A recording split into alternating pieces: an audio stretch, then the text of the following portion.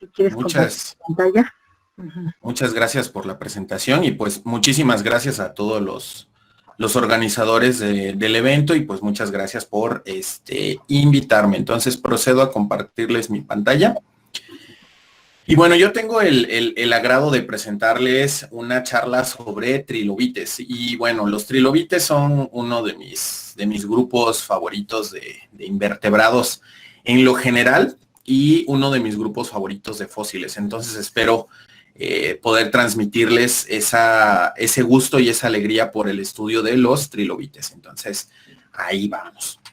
Bueno, trilobite es una palabra que significa bueno, viene de tres, lobite viene de una combinación de lóbulo y de ente, entonces viene o significa ente con tres lóbulos. Y mucha gente, incluyendo yo hace algún tiempo, solía pensar que trilobite significaba trilobite porque su cuerpo estaba dividido en tres tagmas, que son el cefalón, el tórax y el pigidio. Entonces yo creía que era por ello que se llamaban trilobites. Ya después, conforme fui adentrándome un poquito más al estudio de estas criaturas, pues me di cuenta que realmente no es esa la razón por la cual se llaman trilobites por estos tres lóbulos que tienen, que es el lóbulo pleural o lóbulo central a secas, y los lóbulos pleurales izquierdo y derecho. O sea que su cuerpo está regionalizado en tres ejes, pues de alguna manera agregados o arreglados a partir del eje longitudinal del cuerpo. Entonces,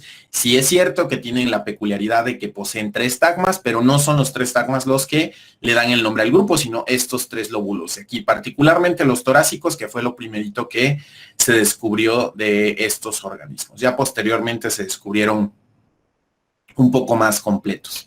Y bueno, para hablar de los trilobites hay que situarnos en el tiempo. Estos organismos aparecen en el registro fósil desde el Cámbrico temprano y desaparecen por completo del registro fósil durante el Pérmico tardío, en aquel evento de extinción masiva que ha sido la extinción masiva más grande que haya acontecido en nuestro planeta, conocida como la Gran Muerte, en el cual aproximadamente el 90% de los géneros y bueno, de los géneros marinos en general, vertebrados, invertebrados y todo, pereció. Entonces fue el fenómeno de extinción más grande que haya tenido lugar en el planeta y desgraciadamente pues los trilobites estuvieron entre esos organismos que se fueron.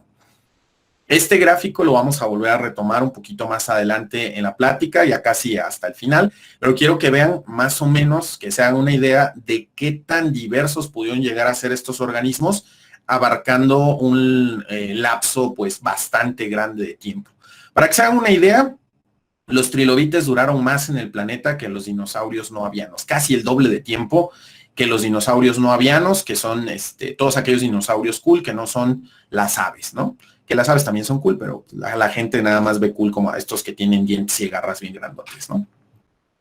Y bueno, los trilobites tienen una nomenclatura muy particular, igual de compleja, un poquito menos compleja que la de muchos grupos de artrópodos que existen en la actualidad, y esto se debe en gran medida a que los fósiles de trilobite han llegado bastante completos hasta la actualidad. Sin embargo, ahorita vamos a ver que esta terminología pues solamente se las dejo aquí como para que conozcan y sepan un poquito de ella. Nos vamos a centrar en partes específicas de la anatomía de los trilobites para aprender un poquito más sobre su estilo de vida y sobre algunas peculiaridades que tienen como grupo y algunos trilobites que estoy seguro que los van a sorprender porque no todos se veían como estos clásicos que vemos aquí. Y bueno, nosotros a veces vemos, bueno, yo estudio vertebrados como paleontólogo, en particular mamíferos y más particularmente rumiantes. Y a veces vemos rumiantes que son de la misma familia, como lo es un bisonte o como lo es un gerenuk, y decimos, bueno, ¿cómo es que pueden ser considerados dentro de la misma familia si son tan diferentes en masa corporal, en hábitos, en dieta, en forma y demás? Pero bueno. Si consideramos esto como asombroso, los trilobites nos dejan pero de lado y por mucho porque realmente su diversidad morfológica a nivel de familia es enorme, es pasmosa. Y eso es lo que los hace también muy interesantes, puesto que muchos de estos organismos pues tenían unas formas corporales muy pero muy diversas. Estamos muy acostumbrados a este tipo a verlo en los libros, a verlo incluso en aquellos fósiles que se usan de manera como comercial, pero hay algunos que son extraordinariamente raros y vamos a ver y a discutir algunos de ellos. Entonces, normalmente estamos acostumbrados a que cuando buscamos la palabra trilobite, nos aparece por lo general uno de estos, que son unos que se llaman facópidos. Generalmente el que nos va a salir va a ser el famoso género Facops de Marruecos, o bien el género Eldredgeops de Nueva York, que son como los más comunes, a lo mejor un Elratia, pero algo que los caracteriza cuando los vemos en fósil es que aparecen así. Aparecen muy sencillos y entonces nos podemos ir con la falsa expectativa de que en realidad los trilobites pues eran muy sencillos y no tenían mayor gracia, pero no, sí tenían un montón de estructuras como los artrópodos que viven en la actualidad, y unas de esas que a mí me parecen muy interesantes pues son las antenas, porque realmente casi nunca vemos reconstrucciones de trilobites con estas estructuras. Casi siempre los artistas parecían, al menos hasta hace muy poco, olvidar que los trilobites tenían estas estructuras que son las antenas. Aquí estamos viendo, por ejemplo, un fósil de preservación excepcional que está preservado o fue preservado originalmente en un fondo marino anóxico, lo cual impidió que se descompusiera en un grano bastante fino. Esta es una lutita carbonosa con gran contenido de fósforo, y este fósforo fue reemplazado posteriormente por el que le decimos, o el que conocemos como el hierro de los tontos, que es la pirita de hierro.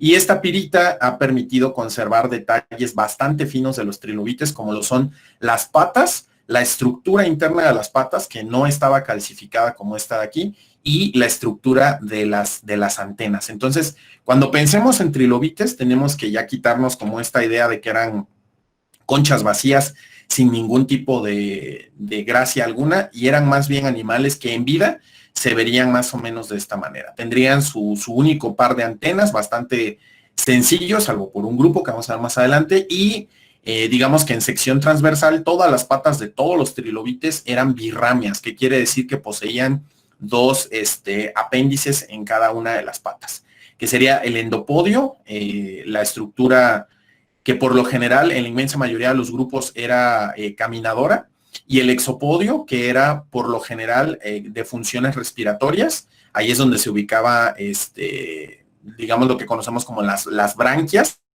y también tenía funciones para nadar.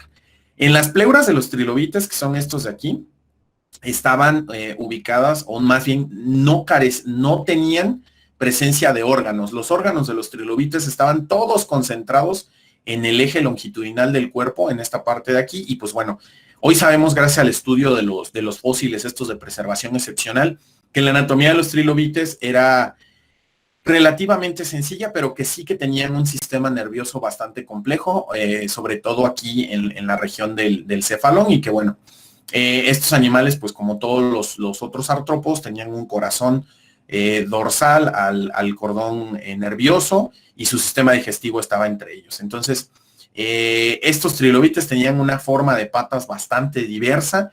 Desgraciadamente conocemos muy poquito de sus patas, porque sus patas eran de naturaleza más bien quitinosa en vez de calcificada. Para que se hagan una idea, tenían las patas suaves como las de una cucaracha, y no parcialmente calcificadas como las de muchos crustáceos decápodos, como las de algunos cangrejos, algunas langostas, por ejemplo, ¿no? Y bueno, dentro de las tres estructuras que componen, los tres tagmas que componen el cuerpo de los trilobites, empecemos por el primero, que es el cefalón. Y este cefalón pues puede llegar a ser extremadamente diverso, ahorita lo vamos a ver, y se integra de tres regiones bastante específicas, que son la glabela, que es esta especie como de abultamiento que encontramos en el centro de la cabeza. Después tendríamos el cranidio, que es todo lo demás, y ese cranidio está integrado por dos partes, que son la fixigena, que es toda esta región central, y las regiones laterales, que se conocen como las librígenas o librigenas. Y ya dentro de la anatomía muy particular, pues cada una de esas zonas tiene su propia nomenclatura, y los trilobites están caracterizados precisamente por esta intrincada este intrincado arreglo de placas. Estas placas se desprendían, como vamos a ver más adelante, y permitían que el animal pues llevara a cabo el proceso de muda. Estos cefalones pues pueden ser tan sencillos como el de este género, el Meropérix, que pareciera un trilobite falso hecho por los marroquíes, que es como lo que más encontramos, o un trilobite hecho por alguien con cero talento artístico, pero no, es un fósil real. Entonces aquí vemos un cefalón muy tradicional, muy sencillo, donde apenas si se alcanza a ver dónde estaría el borde entre la fixigena y la librigena, y apenas sutilmente marcada la glabela. Otros trilobites tendrían la librigena de un tamaño excepcional, como el género Arpes, era enorme, la cabeza representaba casi toda la totalidad del cuerpo, su cuerpecito en realidad era bastante pequeñito, y además estos arpes se hacían bolita, pero vamos a ello más adelante. Otros como este, el Spherosuchus, tendrían la glabela completamente hinchada, pero no era suave. Esta estructura, todo esto que vemos aquí del exoesqueleto de estos animales, estaba conformado por capas de carbonato de calcio que los hacía muy resistentes. Y luego tenemos estos trilobites extraordinarios que se conocen como del orden Agnostida, que tenían el cefalón y el pigidio prácticamente idénticos. Aquí el único delator que nos dice que esto es el cefalón y no esto de aquí es que precisamente la glabela tiene estas pequeñas hendiduras que nos están marcando dónde está la cabeza y cuál es el pigidio, ¿no? Y bueno, estas estructuras, el cefalón podía portar espinas y en algunos casos muy excepcionales podría llegar a portar estructuras rostrales como esta, la del género Wallicerops, que tenían estas formas extremadamente largas y antihidrodinámicas. Por muchos años se especuló sobre cuál podría ser la posible función de esta triqueta que tenía en la cara este género de trilobite, desde funciones defensivas hasta funciones de dispersión de feromonas. Y hoy sabemos que la función principal de esta triqueta era poder desenterrar gusanos. Entonces, este era pues básicamente un tenedor, el primer tenedor de la historia geológica y de la vida de la Tierra.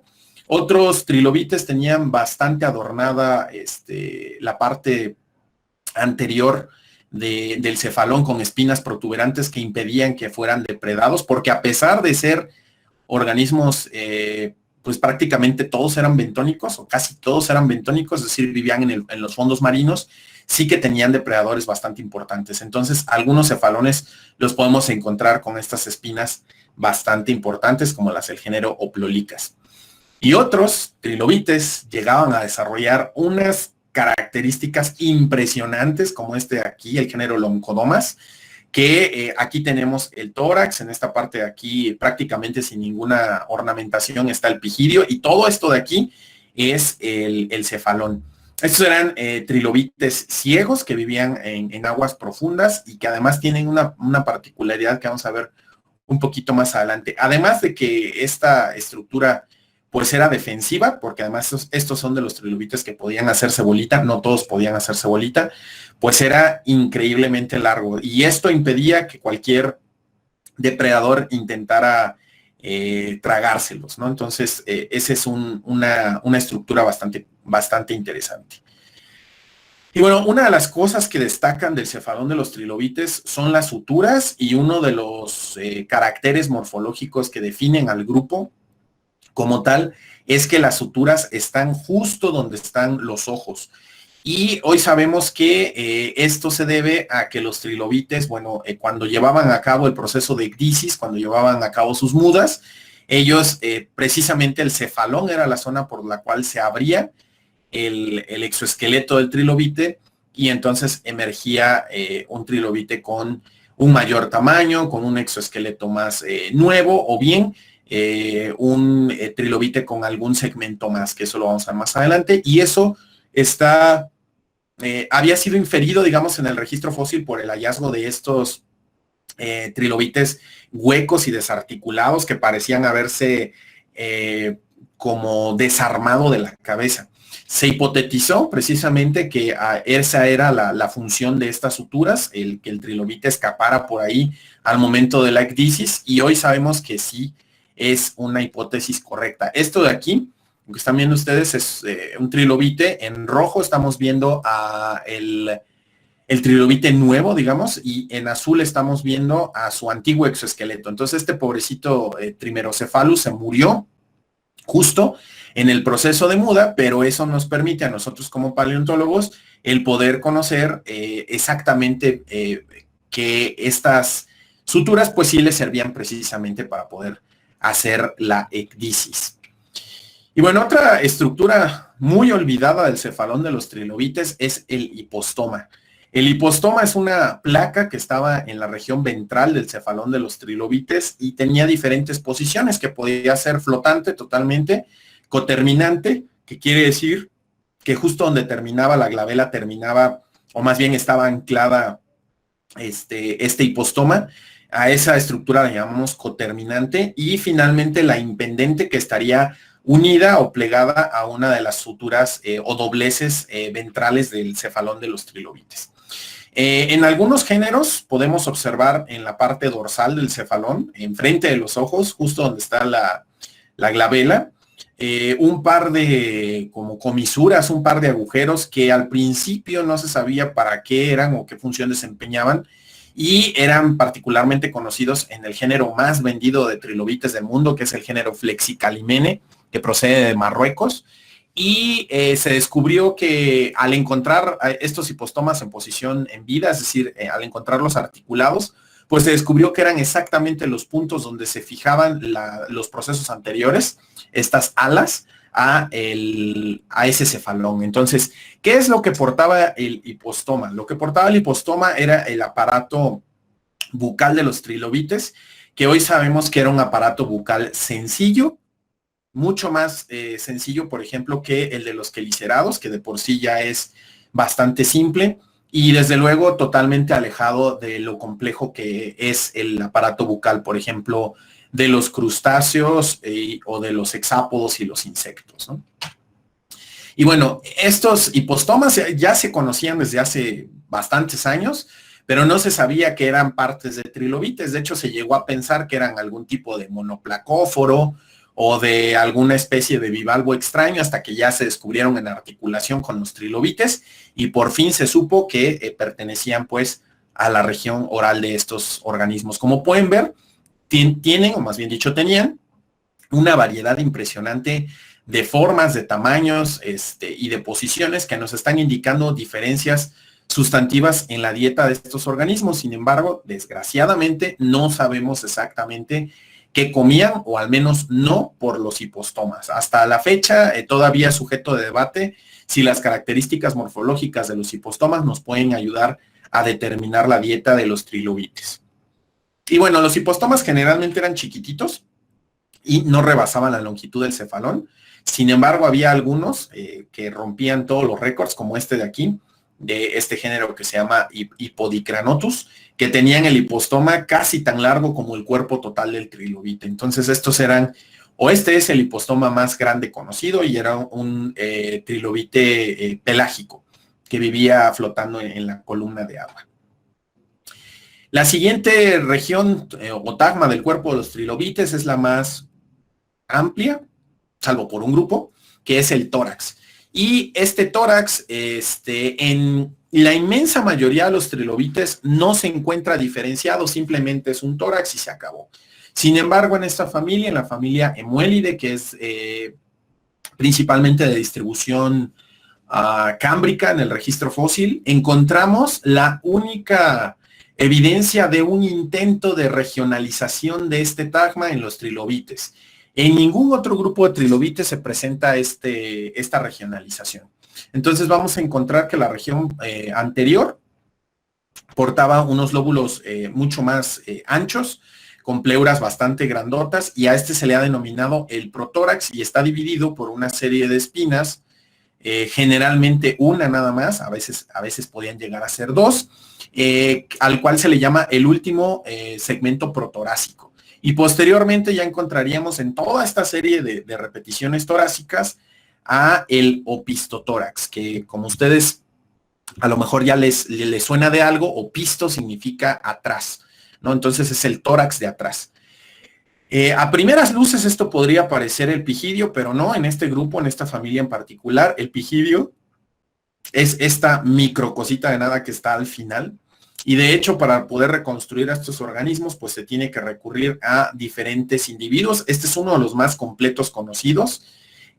Por lo general aparecen desarticulados porque precisamente el gran número de segmentos que poseían, que podían llegar a ser más de 100, lo cual es un número o el número más grande de segmentos conocido en trilobites, pues dificultaba la preservación del animal como un todo. Se podía llegar a romper. Estos trilobites de esta familia van a ser también los únicos que van a presentar cierto desplazamiento del tórax, digamos, lateral. En la inmensa mayoría de los trilobites, el cuerpo era rígido en sentido anteroposterior, o sea, no se podía mover de lado, sí podía moverse de arriba hacia abajo. Piensen en ello como una serie como de bisagras, pero no se podía mover de lado. Entonces, solamente en esta familia y en algunos géneros encontramos evidencia de un cierto grado de movilidad lateral. Y bueno, ¿por qué los otros trilobites no podían mover el tórax de ladito? Bueno, esto se debe a la configuración precisamente de cómo estaba cada uno de esos segmentos y cada una de estas pleuras, puesto que resulta que en la inmensa mayoría íbamos a encontrar estos anillos a medias, que rara vez son visibles en los fósiles de trilobite, porque casi siempre se preservan en articulación. Entonces, solamente cuando aparecen así desarticulados, podemos apreciar aquí parcialmente ese medio anillo articulante. Entonces, cada medio anillo articulante se articulaba con el segmento que le antecedía y formaba una superficie escalonada continua que impedía que estos lóbulos pudieran, digamos, desfasarse. Pero lo que más mantenía en su lugar al tórax de los trilobites eran los lóbulos pleurales, el derecho y el izquierdo, y estas estructuras poseían una especie de cierre de bisagra en la cual encontramos una parte cóncava en un lado y convexa en la otra. Aquí está representado por los colores amarillo y verde. Y como pueden ustedes ver en este esquema, no solo los medios anillos que articulan en la pleura central se sobrelapaban unos con otros, sino que también estos de aquí hacían un mecanismo de cierre que impedía que el trilobite se pudiera desarticular. De tal manera que esto supone una ventaja de defensa bastante grande, pero también tiene la desventaja de que impide los movimientos laterales. Entonces, pues es un intercambio ahí equivalente. Había algunos trilobites que sí que tenían estos medios anillos y eran muy, muy largos, incluso llegando a sobrelapar con el siguiente segmento de pleural central, pero en las pleuras laterales no poseían estos mecanismos de cierre y eso permitía que estos trilobites pudieran hacerse bolita. Entonces, esta es una característica que la mayoría de la gente cree que todos los trilobites tenían, pero no es así. Solo pocos grupos de trilobites podían hacerse bolita, porque la inmensa mayoría tenía el arreglo previo en el cual las pleuras se trababan una con la otra. Y aunque solemos asociarlos a las cochinillas, a los isópodos, sobre todo a los isópodos terrestres, cuando ustedes buscan isópodos fósiles, sobre todo aquellos que están conservados en ámbar, van a notar que pues nunca se preservan hechos bolita, y esto se debe a que los onicidios, estos bichitos bolita de la tierra, pues se hacen bolita básicamente tomando con las patas anteriores a las patas posteriores, y luego estas patas se traban y hacen que el animal pueda hacerse bolita. Cuando el animal muere, estas patas suelen relajarse y dejan de hacerse bolita. En el caso de los trilobites, había un mecanismo de cierre en la parte ventral del cefalón que tenía una serie de relieves que articulaban precisamente con la arquitectura del pigidio, de tal manera que cerraban y hacían un sello hermético. Entonces, estos trilobites, al cerrarse, digamos, de esa manera, al momento de morir no pasaba absolutamente nada y el trilobite seguía trabado, porque realmente era trabarse. De hecho, ellos usaban las patas para lo contrario, para poder ejercer presión hidráulica y destrabar ese sello y dejar de hacerse bolita. Y es por ello que en muchas formaciones del mundo podemos encontrar yacimientos con montones y montones de trilobites hechos bolita y pueden llegar a ser tan abundantes que se vuelven fósiles comerciales, ¿no? Y bueno, esta habilidad de hacerse bolita no solo la presentaban aquellos trilobites que no poseían gran ornamentación defensiva, sino que también cumplía funciones defensivas. Por ejemplo, tenemos este género, Dalmanites, que en la parte del cefalón, en la parte de aquí del lateral, tiene un par de espinas que si nosotros vemos al trilobite en su posición de descanso en vida, así como está este de aquí, pues no suponen una defensa significativa contra ningún depredador, ¿cierto? Pero si consideramos que Dalmanites era un trilobite que podía hacerse bolita, la historia cambia. Esas espinas genales apuntan hacia atrás, mientras que el resto del tórax hace el truco de trabarse y hacerse bolita. Y esta gran espina del pigidio ahora apunta hacia adelante y ahora es un elemento tripartita imposible de tragar. Había otros géneros no relacionados, como Cormura, que es de otro orden incluso, que tenía estas espinas genales y en vez de tener una sola espina en el pigidio, pues tenía una serie de espinas bastante monstruosas que le proveían protección tanto cuando estaba en su forma de reposo, tanto como cuando se hacía bolita. Imagínense que ustedes son un pez paleozoico y que se van a intentar comer uno de estos, pues simplemente son intragables, ¿no? Esto antecede por muchísimos millones de años al mecanismo de hacerse bolita y llenarse de espinas, por ejemplo, que tienen los peces globo. Y hay otros géneros que en vez de hacerse bolita, los investigadores conocen a esta forma como hacerse disco, porque su cefalón era tan grande que el resto de su cuerpo, el tórax y el pigidio, en realidad no eran significativos a la hora de hacerse bolita y acababan pareciendo un disco amplio con estas espinas genales grandotototas que disminuían el riesgo de ser tragados por algún depredador. Estos arpes van a volver a regresar para diferentes diapositivas porque eran trilobites bastante curiosos.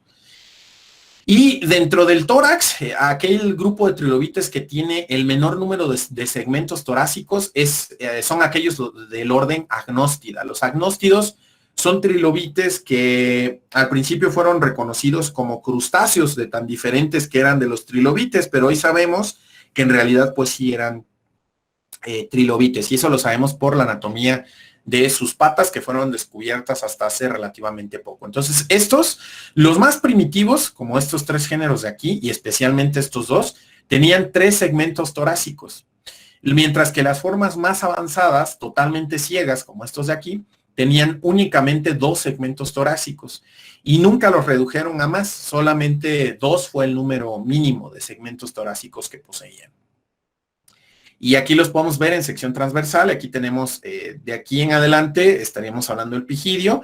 Aquí están los 2 segmentos torácicos con sus patas correspondientes, birramias desde luego, y luego aquí tendríamos el cefalón, que tenía también una estructura de cierre, porque estos también podían hacerse, pues no bolita, porque no parecía una bolita cuando estaban cerrados, hacerse hot cake, ¿no? Y bueno, y el último tagma es el pigidio, y estos se clasifican por su tamaño relativo a el del cefalón. Entonces tenemos a los micrópigos, que son los que tienen el pigidio chiquitito, como los que vimos hace rato que tenían el tórax dividido en 2 regiones, o como este, que es el grupo de trilobites más viejo que existe, que son del Cámbrico temprano, y tenemos que son de pigidios pequeñitos. ¿Cómo sabemos qué es el pigidio y no un montón de segmentos torácicos? Porque no están articulados. Esto de aquí es simple ornamentación, no son unidades de articulación, ¿no? Entonces, eso es lo que distingue, digamos, a un pigidio del tórax. Luego tenemos aquellos que son subisópigos, cuyo pigidio era casi del mismo tamaño que el cefalón. A los isópigos, donde es el caso donde es casi también del mismo tamaño. Y luego tenemos a los macrópigos, que tienen, o tenían más bien, un pigidio mucho más grande que el cefalón, y que de hecho este es el que le da el nombre al género Scutellum, que significa escudo.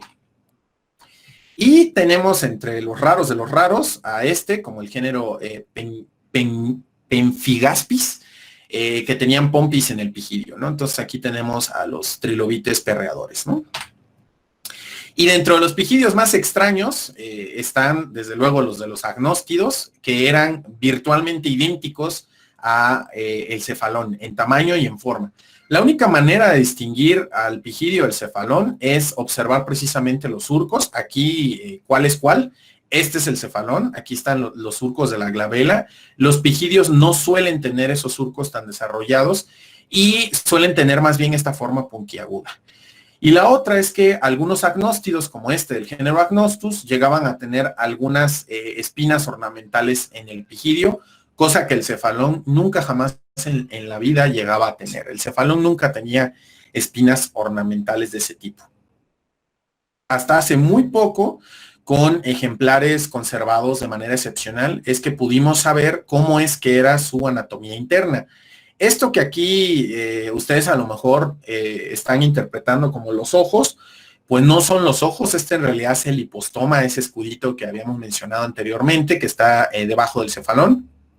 Es flotante, o más bien era flotante, y por eso no lo conocíamos, sino hasta hace relativamente poco. Hoy sabemos que estos pequeños monstruitos, y les digo pequeños monstruitos porque eran trilobites de unos 2, 3, hasta 5 milímetros los más grandototes de los agnóstidos, ¿no?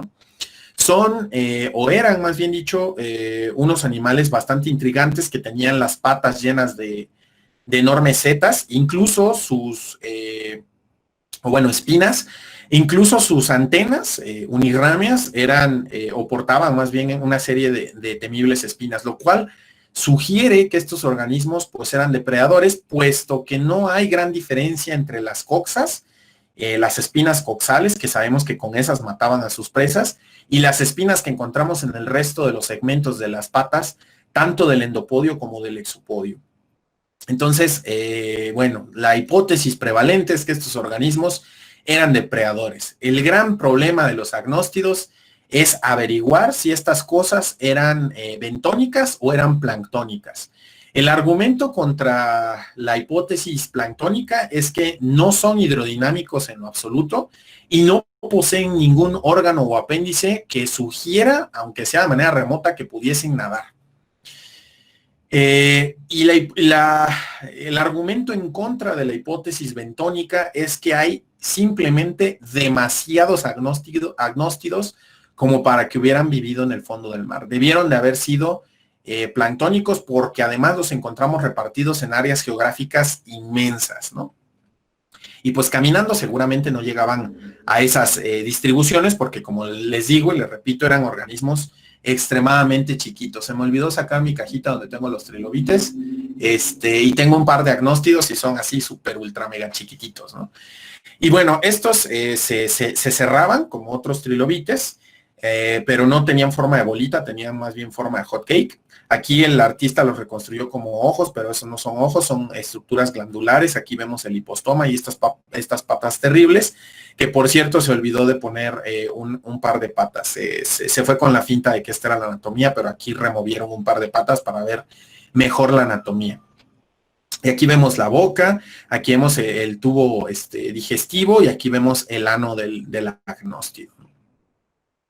Estas patas de los trilobites nos dicen en realidad muchísimo sobre sus formas de vida y se han clasificado básicamente en 3 grupos. En el grupo de los detritívoros, revelado básicamente por una pata caminadora simple, sin ninguna espina, ningún tipo de ornamento, y una coxa totalmente libre de espinas. Sin embargo, su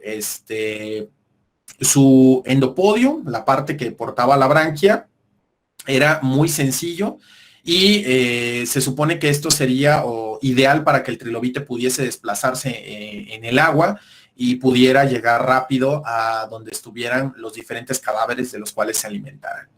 Los generalistas tenían un punto intermedio entre la estructura de un detritívoro común y la estructura de un depredador.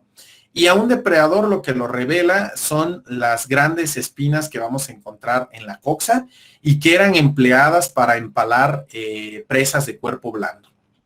Hoy lo sabemos gracias a fósiles como estos, en los cuales tenemos evidencia de... estos de aquí son icnofósiles y son quizá los fósiles más difíciles de interpretar, puesto que se requieren de hacer un montón de análisis y reconocerlos en el campo, o en la roca no es fácil, los podemos tomar por una roca que quedó ahí o por otras estructuras cuando en realidad pues representan evidencia de la actividad de los organismos. Este estudio que salió en el año de 2018 da cuenta de la preferencia que tenían los trilobites por ciertas galerías de gusano. Resulta que estas marcas, aquí lo están viendo ustedes en contrarrelieves, como si estuvieran debajo del sedimento viéndolo. Esas marcas más o menos ovaladas son las marcas donde el trilobite se zambulló para intentar comerse a la presa. Ahorita van a ver por qué sabemos que son marcas de trilobites y no de otra cosa. Y estas marcas tubulares son las galerías de los gusanos que vivían en el fondo marino. Una de las presas conocidas de los trilobites son los priapúlidos. Sabemos que los priapúlidos cámbricos eran presa de los trilobites y esto lo sabemos gracias a diferentes ignofósiles. Y bueno, estos fósiles en particular nos muestran que los trilobites seleccionaban de manera... tenía más bien una selectividad de las presas. Se han encontrado intersecciones de trilobites en madrigueras de gusanos demasiado pequeñas, es decir, hechas por organismos juveniles o de especies de tamaños chiquitos. Y lo que vemos es que el trilobite inmediatamente se retiraba de esas madrigueras. También lo hacía con las madrigueras que eran muy grandes, las intersectaban e inmediatamente se iban, no seguían digamos, buscando presas. Pero en las madrigueras de tamaño intermedio, tenemos que los trilobites se quedaban un buen rato y las marcas que tenemos de las patas de los mismos en el contrarrelieve indican que se alimentaban de los gusanos, disponiéndolos de manera longitudinal en el cuerpo, dándoles el abrazo de la muerte con estas coxas. Vean cuántas patas tienen los trilobites, muchísimas. Y cada una de ellas estaba armada con estas espinas en las coxas y en otros segmentos de las patas. Entonces, con eso es que mataban a las presas y posteriormente se las comían, ¿no? ¿Cómo sabemos que esas marcas son de trilobite y no de otra cosa? Lo sabemos porque la icnología de los trilobites lleva más de 100 años estudiada. Es una disciplina que es bastante longeva. Y en la icnología rara vez tenemos la oportunidad de ver al hacedor de las huellas junto a dichas huellas, de tal manera que cuando se descubrieron estas de aquí, se les dio un nombre, ¿no? Diplicnites. A estos de aquí se les llamó cruciana. Durante mucho tiempo se creía que era un gusano extraño en forma como de corazón, que había hecho las marcas. Ya hice un corazón así tipo Peña Nieto, ¿no? Y este otro que es Rusoficus, perdón, que era una marca que muchos creían que había sido dejada por algún tipo de bivalvo. Sin embargo, poco a poco se fueron descubriendo diplicnites con el trilobite muerto al final del rastro, cruciana con el trilobite muerto al final del rastro y Rusoficus con el trilobite muerto después de varios Rusoficus y uno embebido en él. Y después interpretó que estas marquitas, estas líneas transversales al sendero, eran realmente las líneas de las patas del trilobite. Diplicnites representaba un trilobite caminando en el fondo marino. Cruciana representaba un trilobite a punto de enterrarse y Rusoficus representaba trilobites que estaban ya bien enterrados en el sedimento, ya fuera para esconderse de los depredadores o para alimentarse de otros gusanos, y bueno, no, de gusanos más bien, ¿no? Y eso lo sabemos precisamente por esto, porque estos de aquí son precisamente icnofósiles de este tipo, son del tipo de Rusoficus. Y bueno, hoy sabemos que estos trilobites con estos escudotes cefálicos enormes, que por cierto no son ninguno del mismo orden, todos son de órdenes diferentes, evolucionaron de manera convergente para poderse alimentar filtrando las partículas alimenticias o presas muy pequeñitas embebidas en el sedimento. Entonces tenemos a que es Cryptolithus, que fue un misterio durante muchos años porque no se sabía si los agujeros que se veían en el cefalón eran en realidad totalmente perforados o solamente eran parte de la ornamentación, hasta que se encontraron moldes negativos como este de aquí. Aquí no estamos viendo un trilobite, estamos viendo solo la marca donde estuvo alguna vez el exoesqueleto del trilobite, y gracias a estas marcas podemos saber ahora cómo era exactamente la forma del cefalón y ahora esta hipótesis que se había planteado por ahí del 2006, en 2017 es corroborada como una estructura que permitía la alimentación por filtrado. Y en ese entonces se creía que lo hacían de adelante hacia atrás, pero hoy sabemos que era al revés, era de atrás hacia adelante, llevaban las partículas alimenticias al colador que tenían por cabeza para poder atrapar precisamente esas estructuras ahí, y después con las patas más delanteras y precisamente con los exopodios, poder llevarlas o dirigirlas hacia el centro del eje longitudinal del cuerpo y finalmente comérselos. Entonces, este mecanismo evolucionó al menos unas 4 o 5 veces en la historia evolutiva de los trilobites. Aquí estamos viendo 4 ejemplos con estos géneros: Cryptolithus, Arpes, Uromistrum y Cordania, pero evolucionaron otros en otros grupos. Otro tipo de hábitos que tenían los trilobites eran los hábitos pelágicos, y son quizá los menos conocidos de todos, porque este tipo de trilobite, sus fósiles son muy escasos. Tenemos, por ejemplo, a este género, al género Deifon, y este género tenía los ojos posicionados de tal manera que le permitían ver exactamente hacia dónde iba en la columna de agua. Hoy sabemos que los trilobites como estos, de grandes ojos y que tenían esta forma hidrodinámica, pues eran trilobites precisamente pelágicos, ¿no? Se han sometido modelos de estos organismos a simulaciones por computadora y resulta que efectivamente todos estos eran pelágicos, pero algunos de ellos eran nadadores ágiles, como los proétidos, como este del género Carolinites, como este Opipeuterella que está reconstruido aquí, como este Deifon, y otros eran más bien lentos, como estos asáfidos, como este de Gamela, como este Remopleurides o como este Novaquela. Aquí vemos una reconstrucción digital de cómo sería el medio de propulsión de nado de estos trilobites. Flotaban cabeza abajo, cabeza arriba en la columna de agua y se desplazaban precisamente moviendo sus patas. Y sabemos que Deifon era uno de estos organismos pelágicos, porque precisamente las pleuras están demasiado separadas y la reconstrucción de las patas de estos trilobites pues indican que sus patas eran muy muy grandes y le permitirían el poder sustentarse en la columna de agua con bastante facilidad. Así que bueno, aquí estamos viendo un ejemplo de evolución convergente con algunos crustáceos en este modo de vida y más o menos en la forma. Los crustáceos pues suelen más bien alargarse un poco más, ¿no? Y la otra forma de vida de los trilobites es vivir en la zona, soler vivir hace muchos millones de años en la zona afótica. Estas son fotografías de 2 fósiles que tengo yo. Afortunadamente los pude conseguir, no son de aquí, son fósiles chinos. Y bueno, al principio cuando los estaba yo investigando para ver si los compraba, no los compraba o ver qué hacía, noté que pudieran haber sido moldes internos de un trilobite con ojos. Sin embargo, al momento de examinarlos con mayor detenimiento y ya de revisar la literatura, noté que en realidad tanto el Ipsocephalus como Ductinia eran trilobites ciegos, y como ellos había un montón de trilobites que evolucionaron de forma convergente en diferentes órdenes. Por ejemplo, aquí el orden Phacopida, aquí y allá lo tenemos con Trimerus, que tiene los vestigios de los ojos, o este que es total y absolutamente ciego, Colpocophire, Rife, perdón, o estos ticopáridos de aquí, que evolucionaron la pérdida de ojos de manera secundaria en formas repetidas.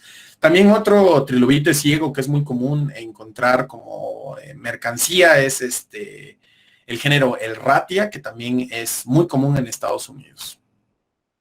Y dentro de estos trilobites ciegos, vamos a regresar a de las espinas superlargotas, porque se descubrió en Marruecos una asociación de ese género de trilobites que estaban en una línea continua, haciendo como el baile de la conga. Y cuando se dispusieron a analizar el por qué estaban haciendo este tipo de montajes, lamentablemente Marruecos es conocido por vender fósiles falsos al por mayor. Básicamente son réplicas de trilobites genuinos para ahorrar tiempo y dinero. Entonces muchos creyeron que estos ejemplares pues simplemente eran réplicas y eran falsos, como la inmensa mayoría de los fósiles de Marruecos. Pero cuando unos investigadores decidieron acercarse un poquito más para ver qué onda con estos y por qué los falsificadores los habían dispuesto en esta forma tan curiosa, se dieron cuenta de que no eran falsos, eran totalmente legítimos.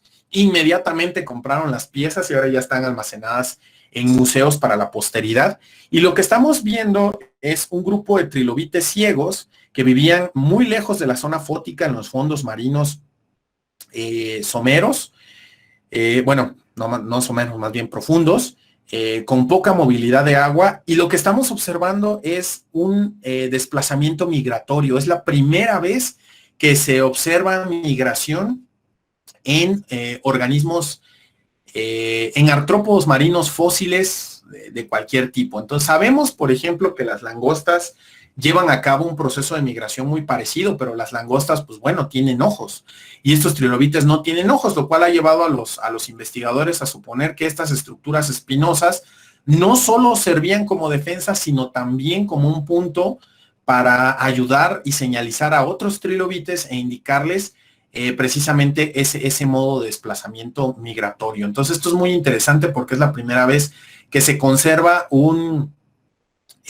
movimiento no solo migratorio, sino también la primera evidencia de que los trilobites eran animales sociales. Y eso es increíble porque normalmente se solía pensar en ellos como organismos pues acéfalos, tontos, que pues se morían a mares y pues ahí estaban en el Paleozoico, pues se murieron todos, ¿no? Pero bueno, aquellos trilobites que sí tenían ojos, pues también son muy interesantes. Y la forma de los ojos tiene tres estructuras típicas, que son la holocroal, esquizocroal y abatocroal. Holo significa todo, esquizo significa cortado o partido o dividido, y abato, la verdad ni me acuerdo qué significa, pero bueno. Esto de abatocroal es el tipo de ojos más raro de todos porque solamente se encuentra en un grupo de trilobites que son los agnóstidos con ojos. Estos hotcakes primitivos que sí tenían ojos, son los únicos que tienen este tipo de ojo, el ojo abatocroal.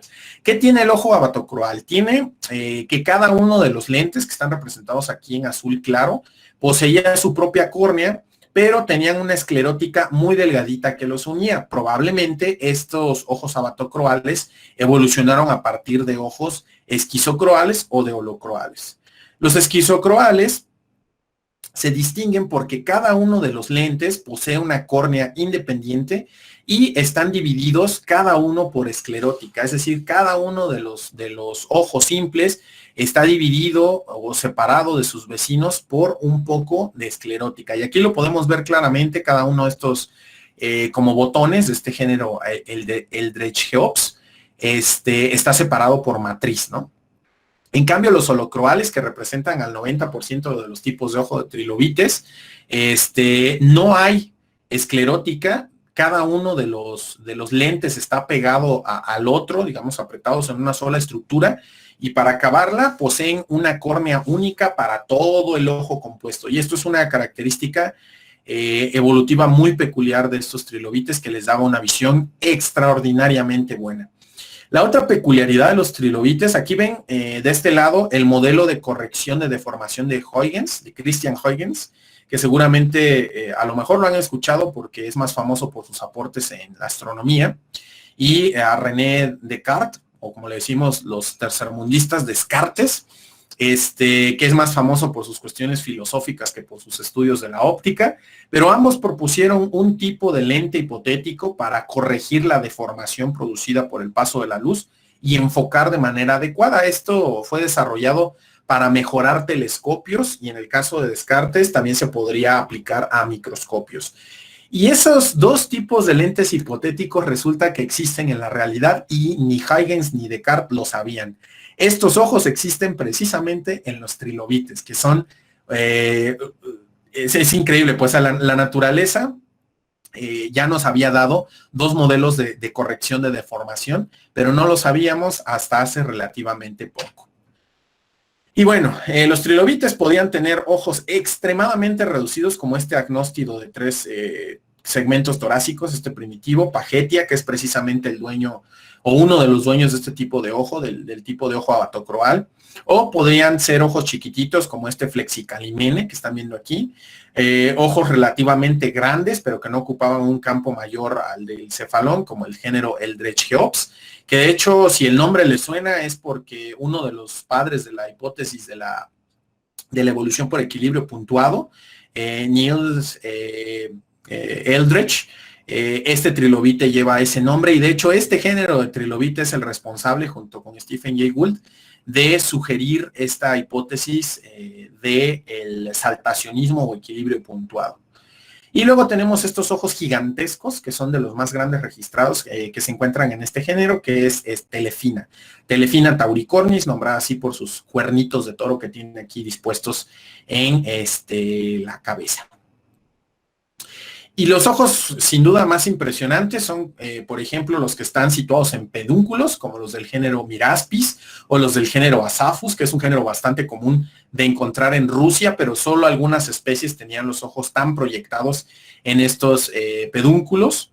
Y bueno, la ausencia total de ornamentación en este Asaphus nos está indicando fuertemente que estos organismos vivían casi toda su vida enterrados en el sedimento y los ojitos los utilizaban como periscopios para chismorrear, ¿no? En el caso de Miraspis, la situación es otra debido a la ornamentación que presenta, principalmente defensiva.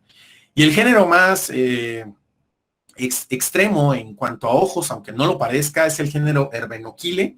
Y estos Herbenochile lo que tenían de particular era que tenían, o fueron los únicos trilobites con visión de 360 grados sin requerir a pedúnculos como estos dos de aquí. Entonces estos eran los únicos trilobites que literalmente podían ver para todos lados y con corrección de miopía. O sea, traían sus gafitas incluidas, ¿no?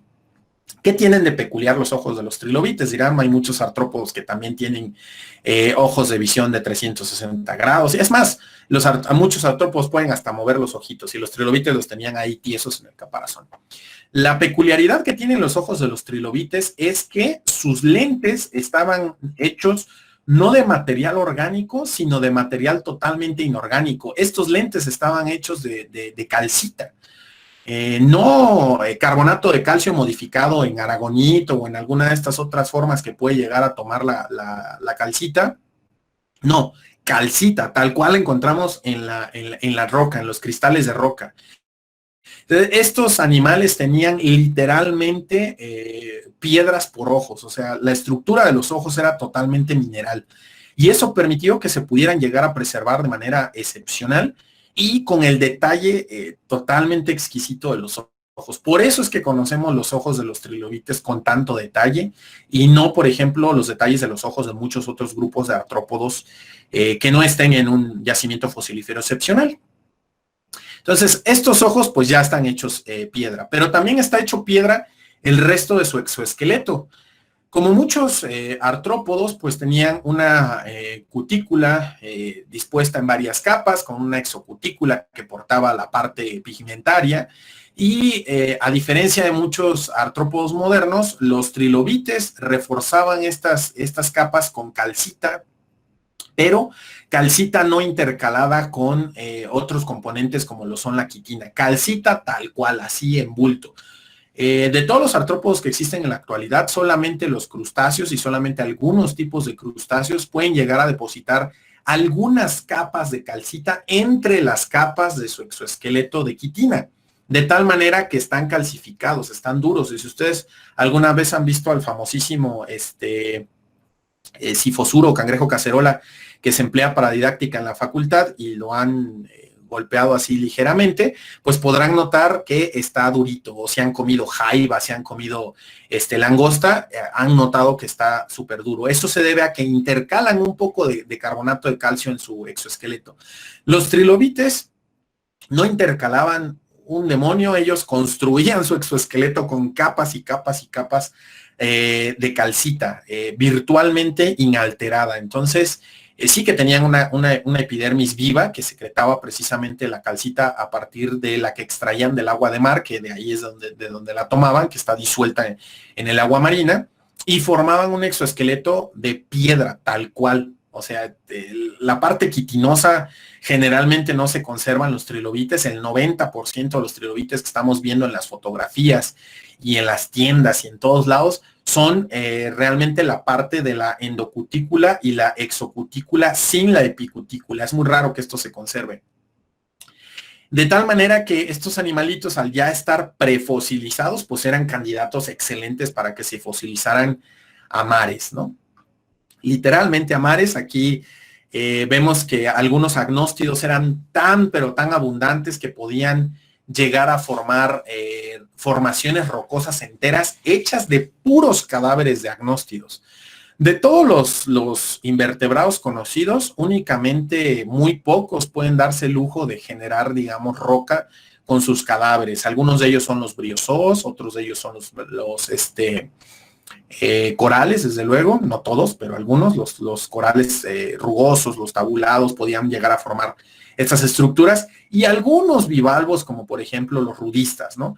Pero de los trilobites, los agnóstidos, en el tiempo que estuvieron vivos, eran muy, muy frecuentes que formaran rocas por sí mismos. Entonces, estos son marcadores bioestratigráficos que nos permiten conocer la edad de las rocas sin tener que estar buscando fechamientos más precisos. Aún con todo, los trilobites seguían siendo la comida de otros organismos. Y tienen una peculiaridad. Hoy sabemos que los trilobites eran zurdos. ¿Por qué? ¿Quién sabe? Pero de forma significativa, todos los trilobites que presentan daños producidos por depredadores, más del 95% de todos esos trilobites no relacionados entre sí, poseían las marcas de daño del lado derecho, lo que indicaba que los animales siempre iban hacia el lado izquierdo para huir de los depredadores. Ahora, estos animales vivían en diferentes entornos, vivieron en diferentes épocas a lo largo de la historia de la vida de la Tierra, así que no es probable que estas marcas sean causadas por el mismo depredador atacando siempre la misma zona, sino que más bien reflejan un comportamiento intrínseco y muy bien grabado en el cerebrito de los trilobites, que siempre se hacían hacia la izquierda para evadir depredadores. Desde el Cámbrico hay marcas de depredación sobre trilobites y ya están del lado izquierdo, del lado derecho, perdón. Y el único tipo de depredador conocido 100% real, no fake, de los trilobites son los cefalópodos nautiloideos del Devónico, que tenían conchas rectas, los que denominamos ortoconos. Esos son los únicos que sabemos que se comían sí o sí a los trilobites, porque al analizar estos daños en los que están bien conservados, se alcanzan a ver marcas de donde la rádula los estuvo mascando. Y en los del Cámbrico, realmente no sabemos quién demonios se los comía, pero la hipótesis prevalente es que eran los radiodontos, como los anomalocarídeos, como Canadia, o Canadia, sí, porque aquí hay un varela. Esto es de la formación del esquisto de Borges en la Columbia Británica en Canadá. Entonces se supone que estos organismos pudieron haber sido los depredadores de los trilobites. Y digo se supone porque su boca, bueno, está en debate si era tan dura como parece o si era aguadita. Producción, los trilobites tenían dos modos de reproducirse. O sea, se reproducían sí o sí con huevos, ¿no? Pero podían esconder los huevos entre los apéndices y particularmente entre los apéndices tipo branquia, filamentosos que tenían, y solían esconder los huevos debajo del escudo del cefalón, y ahí los llevaban. Este hallazgo excepcional en pirita de hierro nos permite ver a los huevos de los trilobites por primera vez preservados como fósiles. Y había otros trilobites que los veían con y sin unas estructuras en forma de pelota que tenían en la cara, y durante mucho tiempo se tuvo el misterio de qué demonios eran esas pelotas, hasta que se descubrió que esas pelotas muy probablemente son de uno de los dos géneros de trilobite. O sea, uno podría haber sido la hembra o el macho del trilobite. Entonces, lo más probable es que haya sido el macho, porque la hembra difícilmente podría haberse retorcido para generar un saco de calcita y pegárselo en la cara ella misma. Entonces probablemente era papá quien cuidaba a estos trilobites. Y en este caso, a estos bebecitos. Y en este caso, lo más probable es que haya sido mamá. porque las patas pudieron haber llevado desde las gónadas hasta esta parte de aquí, los huevos ya fecundados del trilobite. Y los trilobites, como muchos artrópodos, llevaban un modo de vida que se divide, digamos, en diferentes etapas. En el caso de ellos, se dividen en tres tipos de larva, que son las larvas protaspis, que a su vez pueden tener subdivisiones como la anaprotaspis, metaprotaspis y metaprotaspis avanzada. La larva meraspis. ¿Cuál es la diferencia entre las protaspis y las meraspis? Las protaspis son básicamente un cefalón y nada más. Puede llegar a tener en las fases más tardías los sugerentes de dónde van a aparecer los otros segmentos corporales, pero no hay ningún punto de articulación. Es básicamente una tostadita miniatura inflexible. La larva meraspis, en cambio, va a tener ya los primeros segmentos. Y reconocemos las más jóvenes de las más viejas porque las más jóvenes todavía no tienen el segmento correspondiente al tórax. La etapa 2 tendría un segmento torácico, la 3 tendría 2, la 4 tendría 3 y así sucesivamente. Y depende de la especie de trilobite, eran el número de larvas meraspis que podían tener. La holaspis es aquella larva, holos significa todo y aspis significa escudo, todo el escudo, o sea que casi eran ya idénticas al adulto. Hay algunas diferencias minúsculas con el adulto, morfológicas, pero la diferencia más grande es el tamaño. La larva holaspis todavía es un individuo inmaduro que todavía no alcanza el tamaño del adulto. Ya el adulto es el que presenta un tamaño consistente a lo largo de su vida y que presenta también una ornamentación y características morfológicas y de suturas también consistente a lo largo de la vida. Aquí estamos viendo un ejemplo con esta especie particular, Shumardia salopiensis, y eso se ha llevado a cabo pues con otras especies. Esa es la ventaja de tener un exoesqueleto hecho de calcita, que puedes tener un montón de tus individuos conservados, y al tener tantos individuos conservados puedes averiguar precisamente cuál era toda la secuencia de vida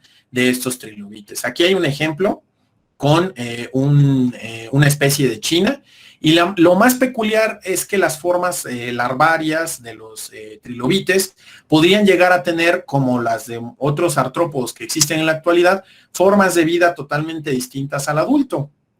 Como aquí, por ejemplo, vemos que las larvas protaspis son de un estilo de vida planctónico, mientras que cuando llevan a cabo la metamorfosis, es decir, cuando llevan a cabo esta secuencia de transformaciones en larva meraspis, su estilo de vida se vuelve bentónico, es decir, ya viven en el fondo marino. Y si ustedes vieran, por ejemplo, a este de aquí y este de aquí, pues pensaríamos que son dos especies completamente diferentes, ¿no? Pero afortunadamente se conocen tantos trilobites que es fácil, digamos, armar la línea de secuencia, como es en este caso. Si yo tomo este de aquí y este de aquí, pues me parecerían especies muy diferentes, pero si yo voy recolectando los ejemplares y los voy acomodando en base a lo que yo sé del desarrollo de los artrópodos, pues puedo reconstruir perfectamente bien cómo es que iban cambiando su tamaño a lo largo del tiempo, cómo iban agregando segmentos, cómo iban modificando esos segmentos, etcétera, etcétera. Tamaño de los trilobites. Los trilobites adultos más grandes, más chiquitos, perdón, conocidos, son estas cositas de unos cuantos milímetros de diámetro. El género Acanthopleurella tiene al trilobite adulto más pequeño conocido hasta la fecha. Los agnóstidos le ganan porque como son dos tapitas, son ligeramente largos, parecen un cacahuatito. Entonces sobrepasan en milímetros a estos Acanthopleurella. Aquí estamos viendo un tórax y un pigidio. Aquí faltaría el cefalón, ¿no? Y esta barra de escala es de 1 milímetro, ¿no? Para que se hagan una idea. Está aquí. Es este chiquito de aquí hecho zoom y con el brillo mejorado para que lo puedan ver, ¿no? Y dentro de los más grandes tenemos estos diferentes trilobites de diferentes grupos, de los cuales destacan el poco ornamentado Isotellus rex, que es en grueso el trilobite más ancho y más largo conocido. Y dentro de los trilobites espinosos, el más grande conocido pues es Terataspis grandis, No es el Uralicas, porque pues tiene un pigidio con una espina bien grandota, y si lo cortamos, como si vieran mi mano, ¿verdad? Si lo cortamos, estoy señalando la pantalla como todo un pelmazo. Si lo cortamos por aquí, y lo comparamos con pues el Terataspis es mucho más largo, ¿no? Aquí los pueden ver en réplicas de exposición para museos. Los ejemplares reales pues están lógicamente resguardados para que no sean destruidos. Y aquí vemos una réplica de Isothelus rex. Aquí estaría el cefalón, este es el tórax y este es el pigidio. Y esta es una réplica de Terataspis grandis. Este señor pues no es Hulk para estar levantando tremendo bloque de roca. Entonces pues este es una réplica, y este es de Marruecos, entonces también es uno de los fósiles más falsificados del mundo. Y bueno, ya por último, las relaciones evolutivas de los trilobites durante mucho tiempo fueron un misterio, sobre todo porque se desconocía mucho sobre los artrópodos del Cámbrico. Ese es un tema completísimo para hablar en otra ocasión, guiño, guiño. Pero sabemos hoy que los trilobites se agrupan en un clado llamado trilobitomorfa. Uy, qué original, ¿no? Con forma de trilobite. Y esos son el grupo hermano de los quelicerados. Eso ya es por fin un arraigo grande en el árbol de la vida de los artrópodos, porque durante mucho tiempo los trilobites fueron lo más antiguo de los artrópodos conocidos, y se creía que los trilobites habían dado origen a todo, y pues no iba por ahí el asunto. Más bien desconocíamos a todos estos pobres que no tenían exoesqueletos calcificados, y por lo tanto no se fosilizaban. Sí, este monstruo de aquí, Santacaris, es un quelicerado. No parece un quelicerado, no se parece a una araña, no se parece a un euriptérido, a un sifosuro o a un alacrán, ¿no? Y sin embargo, ahí está. Y luego aquí está el grupo Crustáceomorfa, que por mucho es el grupo más diverso de artrópodos que existe. Dentro de este grupo habrían surgido los unirrames, que serían o darían origen a los miriápodos, también eso es tema para otra ocasión. Y estarían también los pancrustáceos, que serían el grupo corona, que daría origen eventualmente a los crustáceos como normalmente los conocemos, y a los hexápodos, que son nada más ni nada menos que un tipo de crustáceo modificado.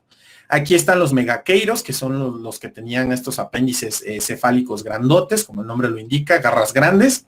Y luego está una serie de organismos bien extraños, como Isoxis, que es básicamente un anomalocarídido con las patas patiantenas volteadas para arriba en vez de para abajo. Estos son los anomalocarídidos. Bueno, los radiodontos, porque había de todo en este grupo, una cosa impresionante de morfología. Y Opavinia regalis, que es un monstruo en toda la extensión de la palabra, puesto que no era bilateralmente simétrico, tenía 5 ojos, algo que no se ha visto nunca más en la historia de los artrópodos. Y bueno, no tenía patas articuladas, y sin embargo está dentro del grupo de los artrópodos. Las patas articuladas aparecen hasta aquí. Y dentro del grupo de los trilobitomorfos, hoy sabemos que había titipuchales en el Cámbrico, había un montón, y muchos de ellos eran extremadamente parecidos morfológicamente a los trilobites, como los andarélidos. Sin embargo, la característica o el grupo de características sinapomórficas que definen a trilobita como grupo son el tener un exoesqueleto con capas de calcita no modificada, o sea, un caparazón de roca, y el tener suturas que recorren el cefalón y que dividen o divergen justo donde están los ojos. Y no todos los andarélidos tenían suturas en los ojos, algunos ni siquiera tenían suturas y tenían los ojos ahí colgantes, ¿no? Entonces, eso es lo que distingue un trilobite, más la característica clásica de los 3 lóbulos y la tagmosis de estos animales en 3 tagmas, que son el cefalón, el tórax y el pigidio. Aquí vemos un cefalotórax y un pigidio, aquí vemos nada, aquí vemos el cefalotórax y toripigidio o lo que sea esto. Aquí solamente vemos 2 tagmas, aquí vemos 3, aquí vemos 2, aquí vemos 2, aquí vemos 3. Entonces, el hecho de que tengan 3, tengan un esqueleto calcificado y que las suturas se abran justo donde están los ojos, nos coloca en el grupo de los trilobites. Y los trilobites, les dije que íbamos a regresar a esta gráfica al final, pues tuvieron varios pulsos de diversidad. El pulso más grande que tuvieron estuvo en el Ordovícico temprano a medio. Ahí es donde fueron el grupo más diverso de animales, o bueno, el grupo más diverso para los artrópodos del Paleozoico, o al menos hasta donde sabemos por el registro fósil.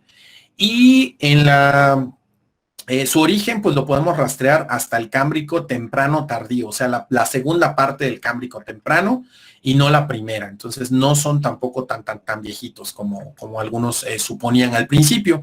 Estos de aquí son los órdenes principales, y estas líneas rojas punteadas aquí indican los 3 eventos de extinción masiva que ocurrieron durante el Paleozoico. Tenemos la extinción ordovícico-silúrica, la extinción devónico-carbonífera y finalmente la Gran Muerte, la extinción permotriásica. Los otros 2 eventos de extinción pues ya tomaron lugar durante el Mesozoico.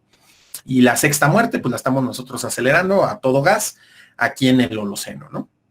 Y bueno, los agnóstidos, que son estos trilobites bivalvos, vivieron y fueron muy exitosos, pero hasta el Ordovícico silúrico. Esta extinción masiva se los cargó. Entonces desaparecieron o se extinguieron por causa de esa extinción masiva. Los ticopáridos, que habían sido también bastante exitosos, también se extinguieron durante ese evento de extinción. Los asáfidos, que son uno de los grupos más diversos, por eso están aquí como representados con esta bolita. Casi todos sobrevivieron, casi todos se extinguieron, salvo un grupo de filtradores de fondo, que son estos de aquí, y solo sobrevivieron porque tenían estas espinotas y comían básicamente basura, desechos que caían al fondo del mar. Y estos pues se extinguen aquí al llegar al Silúrico tardío. Los arpétidos, los facópidos, los líquidos, odontopléuridos y corinexóquidos vivieron relativamente bien hasta poquito antes de la extinción del Devónico carbonífero, que fue cuando se extinguieron. Aquí estarían los facopinos, que fueron los más numerosos y exitosos dentro de esta temporalidad, dentro del Devónico.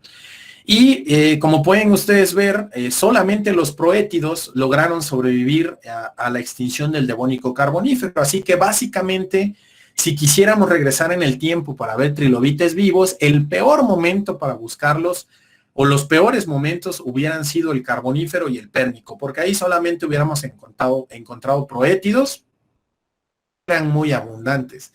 De hecho, instantes geológicos antes de la Gran Muerte, solamente quedaban 2 géneros a nivel global de proétidos. Si quisiéramos irlos a ver en su punto más álgido, yo recomendaría ahí cuando inventen la máquina del tiempo, ir a verlos en el Ordovícico, que es cuando fueron más exitosos. Y estos 2 últimos que quedaron están aquí, que son ditomopige, que significa pigidio dividido en 2 por esta repisa que tiene en la parte trasera, y pseudofilipsia, que es este de aquí. Entonces, si ustedes ven aquí el dedo de esta persona que está sosteniendo este fósil, este es de un tamaño bastante similar. Entonces, esos eran los últimos trilobites, eran unas cositas de este tamaño. ¿Por qué se extinguieron los trilobites al final del Pérmico y no lograron sobrevivir hacia el Mesozoico? Pues básicamente porque la gran ventaja que les había dado el tener un exoesqueleto de calcita, también fue una desventaja en los fondos marinos del Pérmico. Estos 2 eran organismos bentónicos, como pueden ver, no son de estos trilobites planctónicos. Entonces, el hecho de ser bentónicos y de vivir en un momento en el cual el dióxido de carbono diluido en las aguas marinas acidificaron los océanos del mundo, pues es básicamente un suicidio, ¿no? Tampoco eran trilobites de aguas ultraprofundas, como pueden ver aquí en las diapositivas, presentan ojos bien desarrollados, lo cual nos sugiere que vivían en la zona de la plataforma continental, en la zona fótica, por encima de los 500 metros de profundidad. Entonces, no se escaparon de la acidificación de los océanos, de las liberaciones de los pulsos de metano, y pues al final estos organismos acabaron extinguiéndose del todo, a pesar de haber sido un grupo que superó con creces en diversidad a muchos otros grupos de artrópodos del Paleozoico, y en haber vivido mucho más tiempo que muchísimos otros grupos de vertebrados y de invertebrados a lo largo de la historia de la vida en la Tierra. Entonces aquí tenemos una reconstrucción artística de la Gran Muerte con los eventos volcánicos, los amonites que sí la libraron. Aquí tenemos algunos acantodios, tenemos un mitsino devorando el cadáver de una quimera de estas raras de los eugenodontiformes. Y en esta parte de aquí, pues vemos, vemos nada porque me equivoqué. Vemos a los últimos trilobites, ¿no? Que representan precisamente a uno de estos dos géneros de aquí, a Dicotomopige o a Pseudophilipsia, que fueron los últimos. Y después de eso, nuestra historia de los trilobites y su inmensa diversidad, pues llegó a su fin. Y por su atención, muchas gracias. Muchas gracias, doctor Roberto. Buenas tardes. Soy el doctor Samuel Pineda. Soy el doctor Samuel Pineda, encargado de